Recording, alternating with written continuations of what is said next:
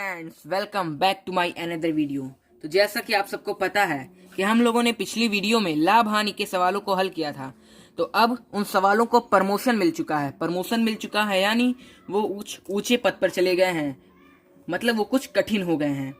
आपको पता होगा कि जब कोई ऊंचे पद पर जाता है तो उसका प्रमोशन होता है, और जब कोई नीचे पद पर जाता है तो उसका डिमोशन होता है। तो इन सवालों का भी प्रमोशन हुआ है। तो आज का हमारा पहला सवाल है, एक शर्ट का अंकित मूल्य 250 रुपया है, वह 10% बट्टे पर बेची जाती है। शर्ट का विक्रय मूल्य ज्ञात कीजिए। अंकित मूल्य हमारा कितना है? 250 रुपये। अंकित मूल्य को हम मार्केट प्राइस भी कहते हैं।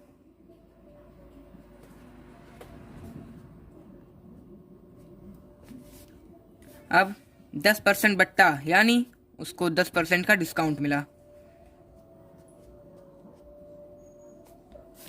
अब वो कह रहा है कि कितने में बेचा, तो पहले हम निकाल लेते हैं कि 250 का 10% होता कितना है।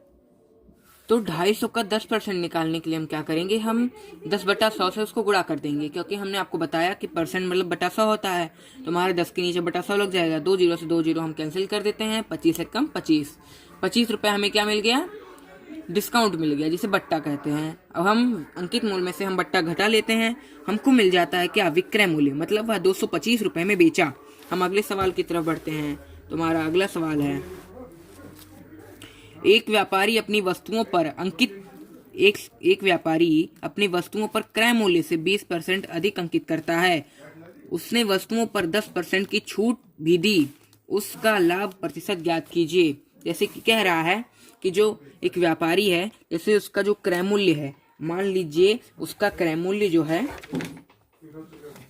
100 रुपया है, तो 100 रुपये पर वो 20% अधिक अंकित करता है। फिर क्या करता है, जितना जो उसने अंकित किया वह 10% की छूट भी दे देता है। तो हमको बताना है कि उसको तब भी कितना परसेंट का लाभ होगा। तो पहले हम मान लेते हैं कि माना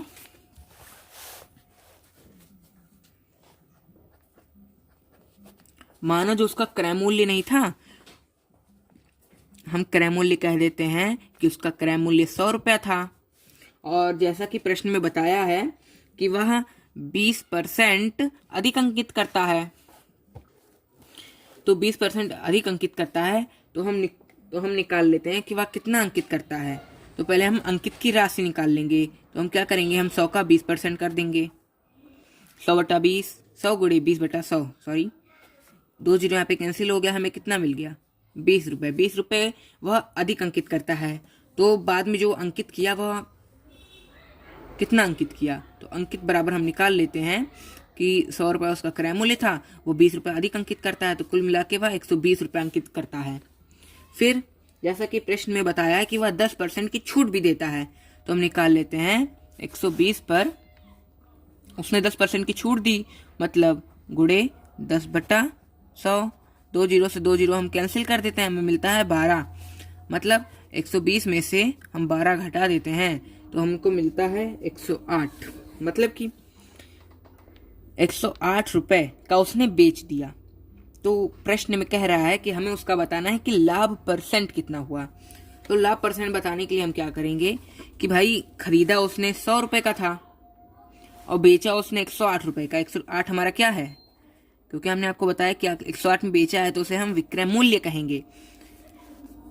तो हम 108 में से 100 को घटा देते हैं, हमें मिलता है 8 रुपये। 8 रुपये उसका क्या हो गया? लाभ हो गया, लाभ मिल गया। तो अब हमको उसका लाभ परसेंट निकालना है। तो लाभ परसेंट का फॉर्मूला हम जानते हैं। अगर आप नहीं जानते हैं तो आप हमारी लाभ हानि और बट्टा की फर्स्ट पार्ट की वीडियो देखिए, उसमें हमने आपको सारे सूत्र, वो भी उदाहरण सहित हल करते हुए आपको बताए हैं कि यह सूत्र बने कैसे। अगर आपने वो वीडियो नहीं देखी है तो इसका लिंक हम आपको डिस्क्रिप्शन में दे देंगे, आप जरूर जाके उस वीडियो को देखें। हमने सेकंड और थर्ड पार्ट भी बनाया है, अगर आपने वो भी नहीं देखा तो हम आपको उसका भी लिंक दे देंगे। तो लाभ परसेंट निकालने के लिए हम लाभ बटा 100 कर देते हैं गुणे 100, क्योंकि गुणे 100 तो हम करते ही हैं, पर बटा 100 हम क्यों करें, क्योंकि यहाँ पे हम अपना क्रय मूल्य लिखते हैं। तो हम आपको फिर से बता देते हैं कि लाभ परसेंट का सूत्र होता है लाभ बटा क्रय मूल्य गुणे 100। लाभ हमारा 8 था, क्रय मूल्य हमारा 100 था, गुणे 100 से गुणा कर देंगे हम। तो यहाँ पर हम 0 0 काट दिए, हमें क्या मिल गया 8%। तो 8% उसको लाभ हुआ। हम अगले सवाल की तरफ बढ़ते हैं। फिर हमारा 6वां सवाल है, किसी दुकानदार को अपने सामान्य पर क्रय मूल्य पर कितने प्रतिशत अधिक अंकित करना चाहिए ताकि वह 25% की छूट देकर भी 20% का लाभ कमा सके। देखिए ये थोड़ा हाई क्वेश्चन है, जैसे कि बहुत कठिन क्वेश्चन में आता है, जैसे कि बड़े बड़े एग्जामों में भी ये क्वेश्चन आता है। तो इसको हम सॉल्व करने के लिए हम क्या करेंगे, किसी दुकानदार, जैसे एक कोई दुकानदार है, उसके पास कोई सामान है, जैसे कि और सामान का क्रय मूल्य हम मान लेते हैं 100 रुपये। तो कह रहा है कि 100 जो हमारा क्रय मूल्य है उस पर हम कितना प्रतिशत अधिक अंकित कर दें, मतलब कि कितना परसेंट और ज़्यादा हम उस पर प्रिंट कर दें कि जब हम 25% की हम छूट दें ग्राहक को तो भी हमको 20% का लाभ हो। तो इसको निकालने के लिए हम आपको एक फॉर्मूला बताते हैं। हमारा वह फॉर्मूला है, तो इसका फॉर्मूला होता है, हमारा जो अंकित मूल्य होगा गुणे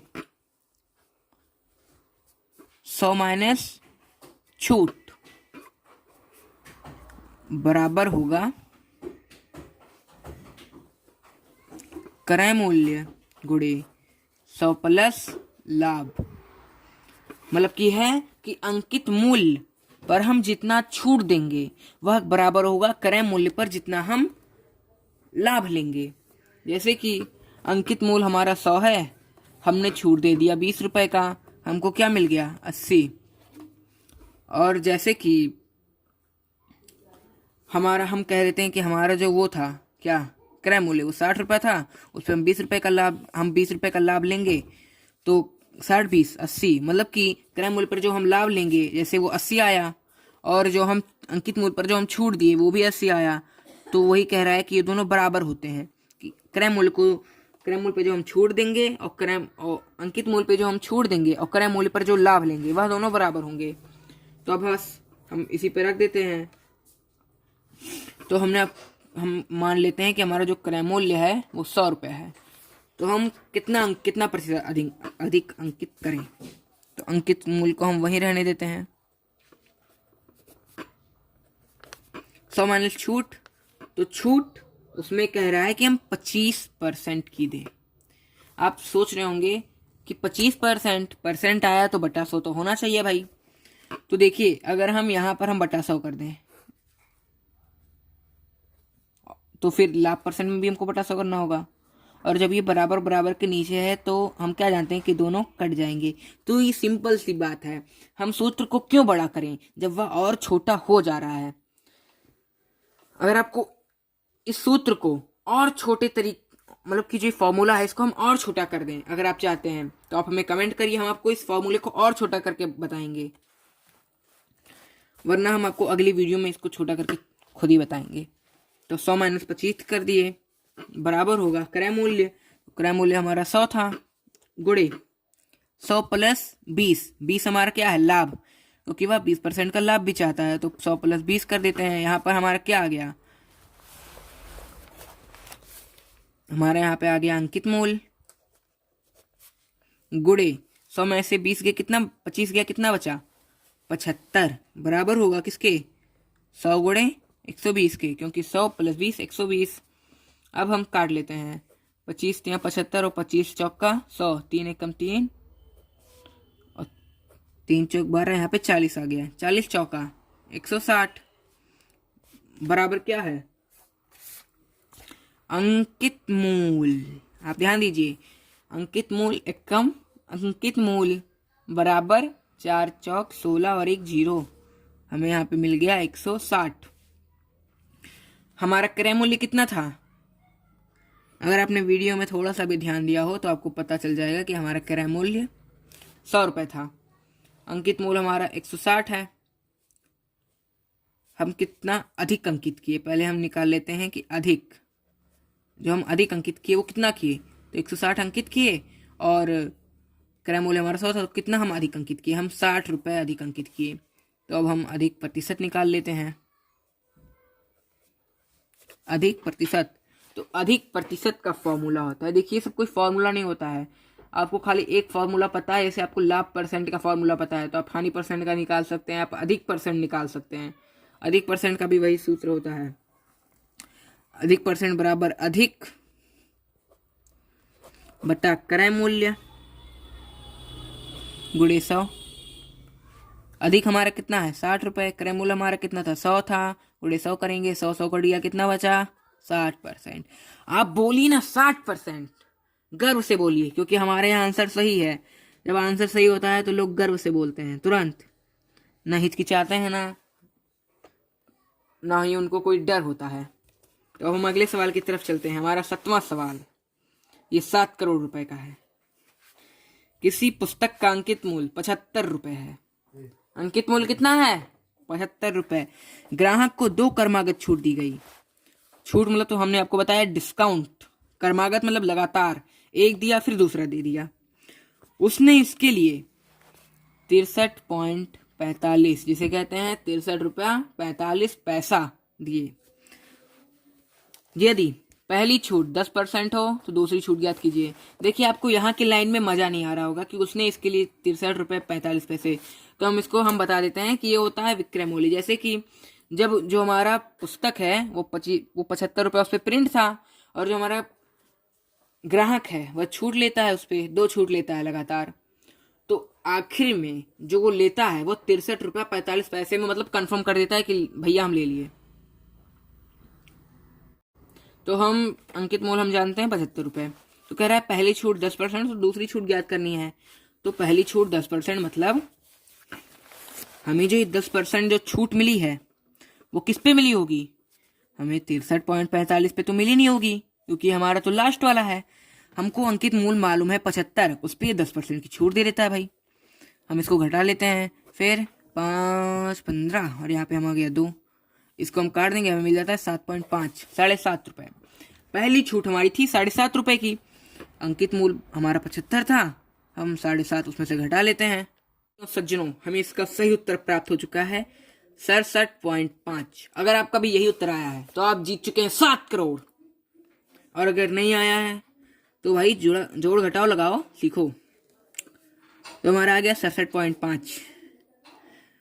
और हम यह जानते हैं कि जब सारी छूट, सारी मुकदमे, सारे सब करने के बाद हमें 63.45 मिलता है, मतलब कि जो छूट है, छूट मतलब कि जो दूसरी छूट है उसको देने के बाद 63.45 रुपये हमारा आया होगा।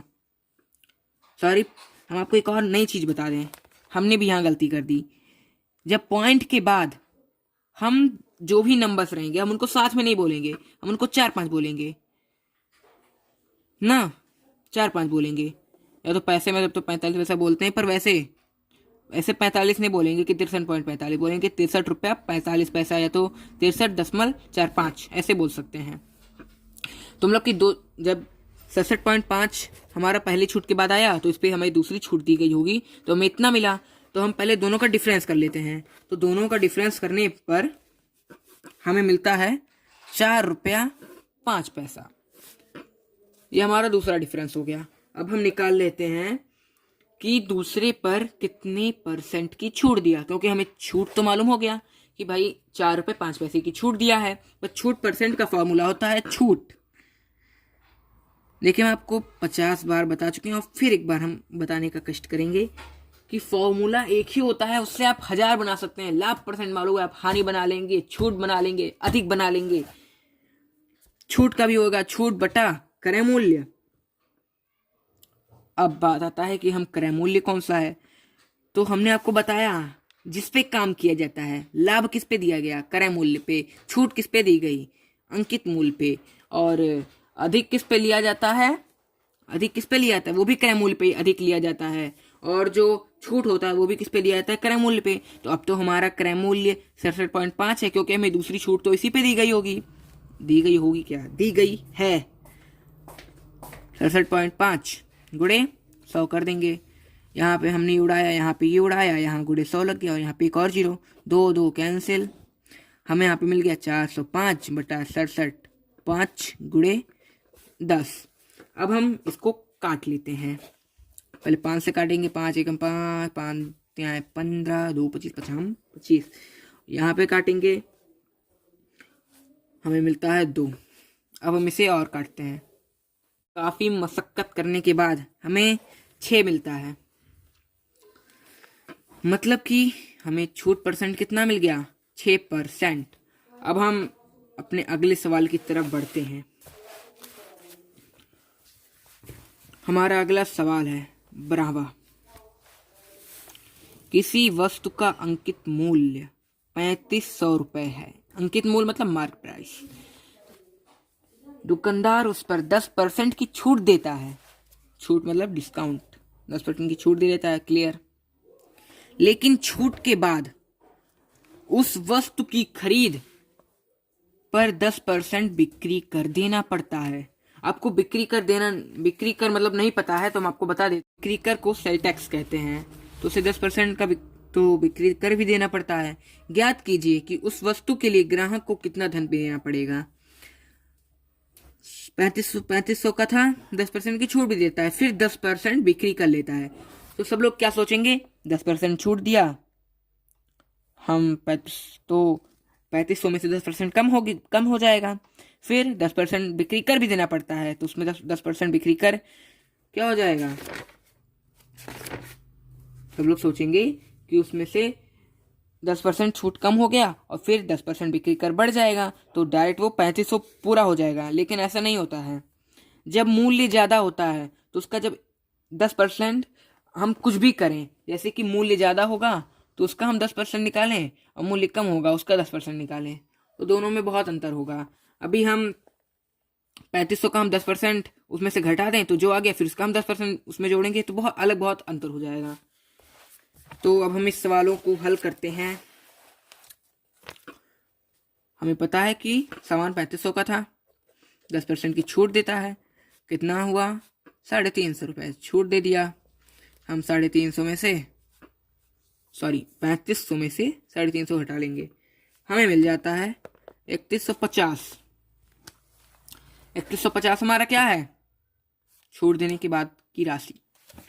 अब बिक्री कर निकालने के लिए हम क्या करते हैं, 3150 जो उसका था उस पे उसको 10% बिक्री कर भी देना पड़ता है। फिर हमने इसको घटा लिया, हमें मिल गया 315। अब आप देखिए, आप कह रहे हैं कि हमने 10% घटा लिया और उसमें हम 10% जोड़ देंगे तो वो फिर से 3500 हो जाएगा। लेकिन आपको यहाँ पे आपको इसका साक्षात एग्जाम्पल मिलेगा कि इसका 10% होता है 315। अब हम इसमें फिर से 315 जोड़ लेते हैं उसका 10%।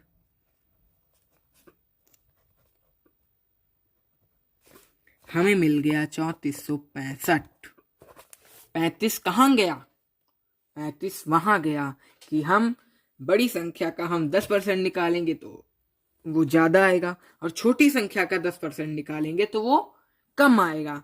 ये इसका सिंपल सा लॉजिक था। तो आज का हमारा